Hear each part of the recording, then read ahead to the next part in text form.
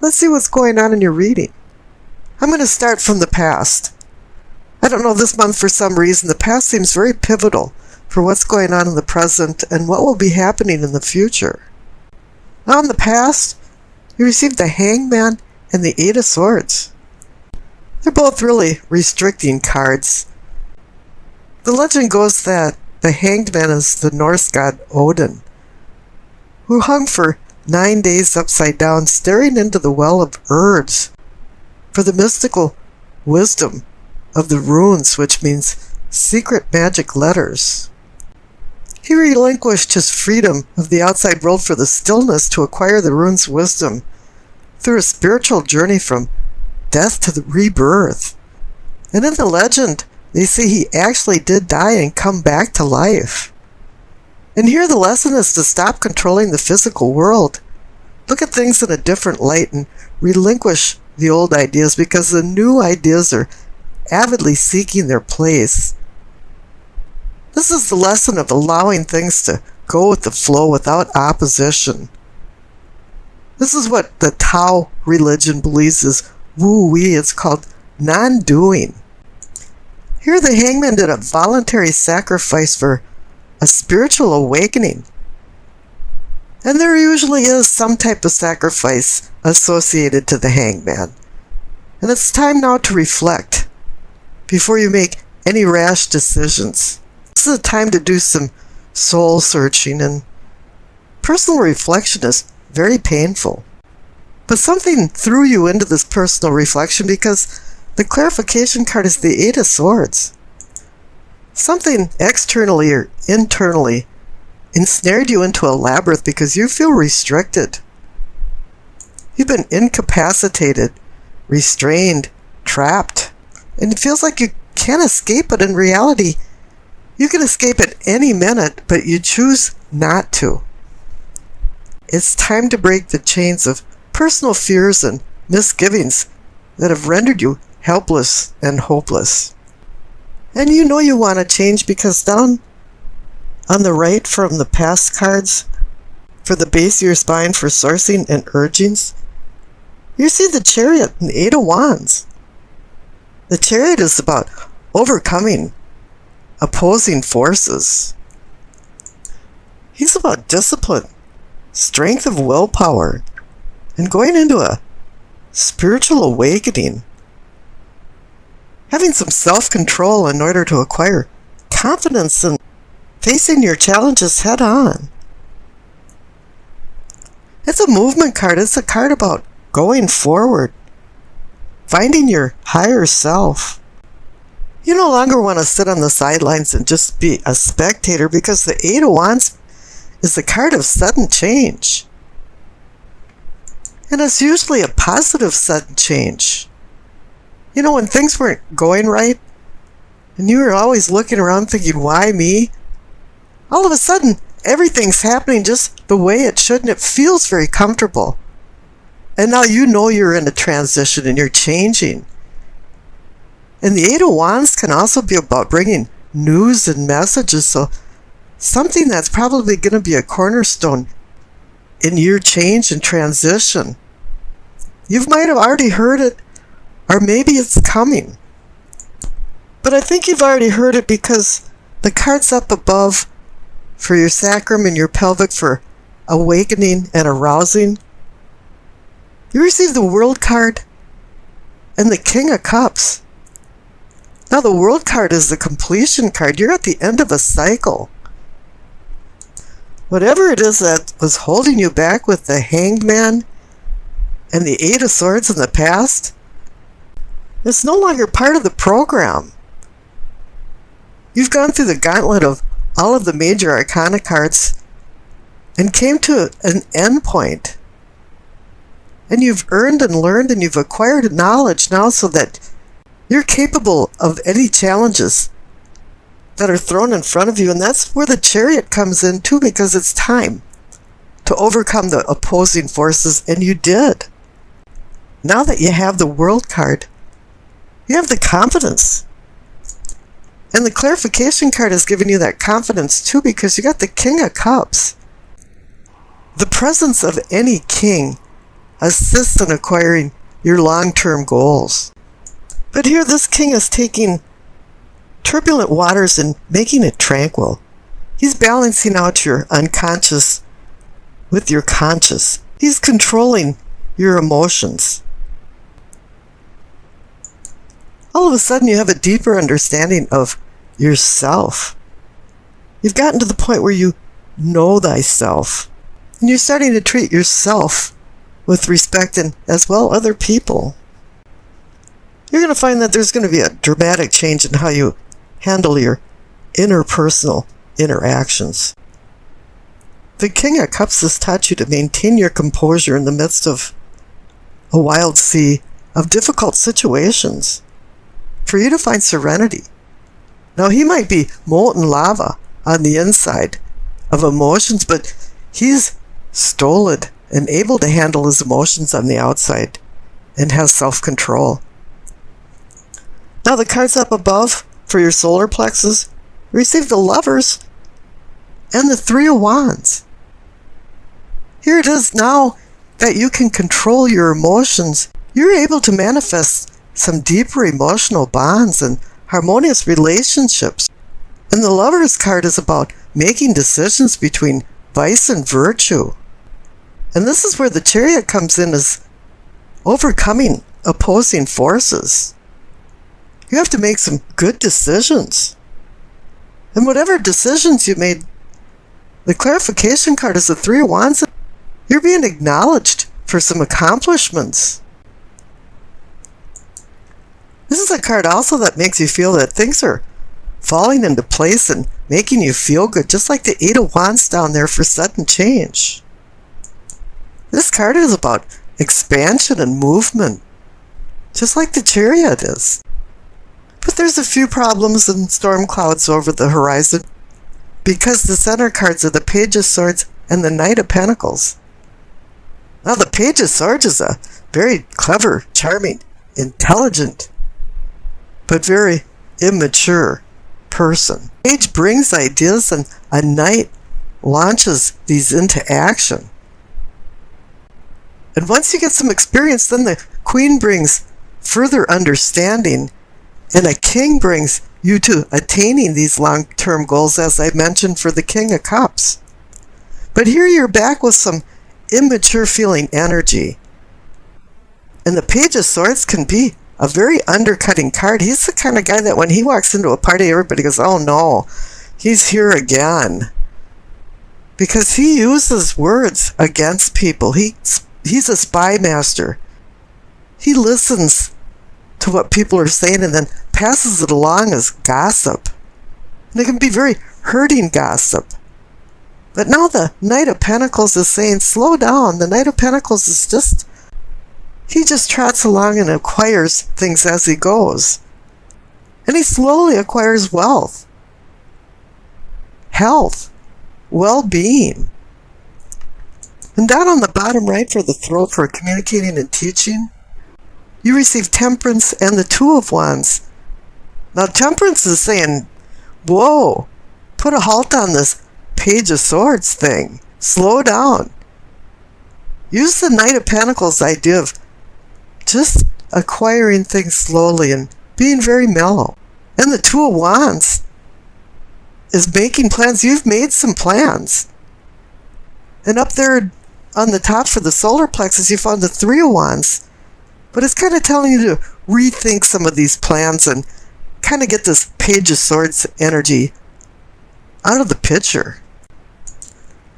And up above for your third eye for seeing and envisioning, receive the Four of Cups and the Four of Wands.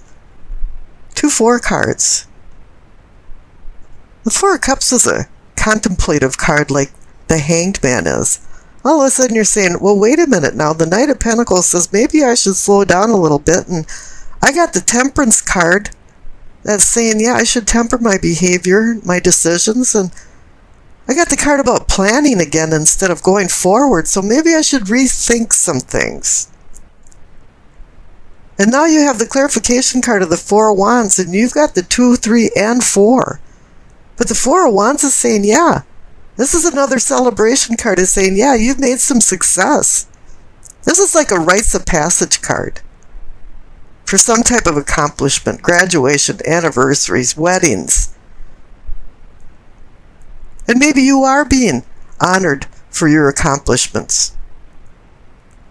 Now up above for the crown for knowing and understanding, you receive the King of Pentacles. Here's another king, a person that's going to assist you in acquiring your long-term goals, and he's offering a pentacle.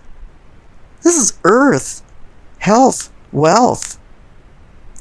But here I think it's more health and well-being, because the clarification card is the Ten of Cups. The card with the rainbow of cups, so you can glimpse a little bit of heaven over the rainbow. It's a card about happiness and contentment. And typically, happiness in your family and home. And here you receive the Lover's card over the solar plexus for deepening your emotional bonds and having more harmonious relationships. How wonderful. Now we've discussed the past and some of the restraints involved in it. Let's skip over to the future. You receive the King of Cups again and the Ace of Swords. So now you receive the King of Cups in your spiritual awareness. And it's telling you that you had a spiritual awakening. Whatever happened with the lack of emotional control with the Page of Swords is now history. In the future, you're going to be commanding your emotions and the relationships with other people. Now the Ace of Swords is indicating that it's been a long and hard journey to get where you're at for a new beginning. Because the King of Cups over on your unconscious side was conjoined with the World card. And here in your future now, the King of Cups is conjoined with the Ace of Swords, a new sword reality beginning. This page brings thoughts, ideas, and opinions, as well as news and messages. He's been bestowed with mental acuity, and I consider him the brainiac of the sword suit. But you know, he has a really immature attitude towards things, and he doesn't have any emotional control, and he has very little experience. He's the kind of guy that just says jaw-dropping things that's very insulting to people. It might be a virtue to be honest, but you just can't have candor like that. He wants you to reevaluate your goals to make sure that they're realistic. But then again, he'd prefer to ask forgiveness before he would go ahead and just ask permission to do something. As with all of the sword suits, though, there's two edges to a sword, and the negative side of this is that there can be some acts of deception. And he's kind of a spy master kind of guy that runs around and tries to get information on people, dirt on people, so he can start rumors and gossip. That can be very injuring and harmful to other people. And at times he lacks diplomacy.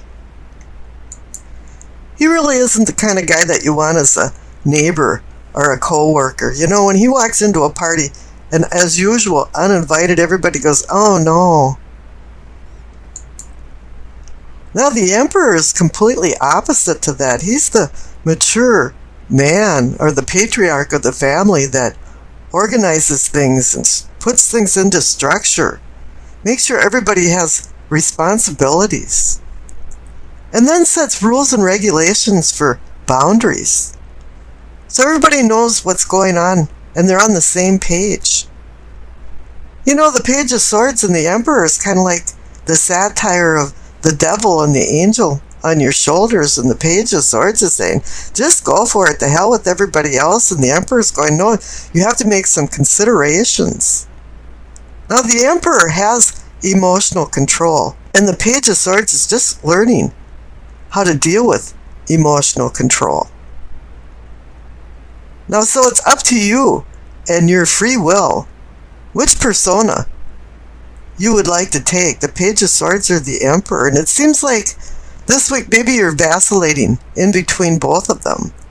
You know, you can be this immature child one minute and be this really mature man or woman the next. Whatever you decide this week, you're going to be moving from more turbulent waters to more tranquil waters, because you received the Six of Swords. So hopefully you're moving from the Page of Swords persona to the Emperor's posture. Whatever it is, the Six of Swords is telling you it's time to plot a new course of action. And think about where you've been and what you're doing now and where you want to go in the future. And this card is here to help you with a seamless transition of change. And since this card is about movement, it can be maybe you traveling, going on vacation, going on an adventure or journey. But this doesn't have to be a physical journey. It can be a journey of the mind, too, and your thinking and mental acuity. Because the Swords does mean mind, and it means mind over matter. And really, you have to decide what matters to you in your life. Now, I rolled the dice and you received Capricorn, the Moon, in the 11th house. Now, with the Moon in the 11th house, it makes me think of the Beatles song, Need a Little Help from Your Friends. Because that kind of sums up your emotional fulfillment that comes from this week. It's from friends and family and their support. You know, you figure that there must be an easier and better way of doing business. That's why you've got the Six of Swords there, because you want to move on. And you're seeking out these new ways with the Emperor by your side. You know, and you figure, well, realistically, you can't do all this alone, so you're going to take the me attitude and add we into the party because of the 11th house. It's a house of networking and other people. Your inquiring mind wants to know about many things this week, and you feel the need for opinions and feedback from others because you're really not too sure what to think. And I can see that when you're straggling the line between the Emperor and the Page of Swords, you're not sure what to think. However, even though you canvass and ask people for their opinions, sometimes you just don't agree with their opinion, and then you become really mouthy with them like the wily Page of Swords. And you become insulting. So then, you know, the teamwork goes back from we to me. You know, by the end of the week, you might not feel like you've completely resolved all the issues that you canvassed. But that's no big deal. You know, I mean, next week's another week.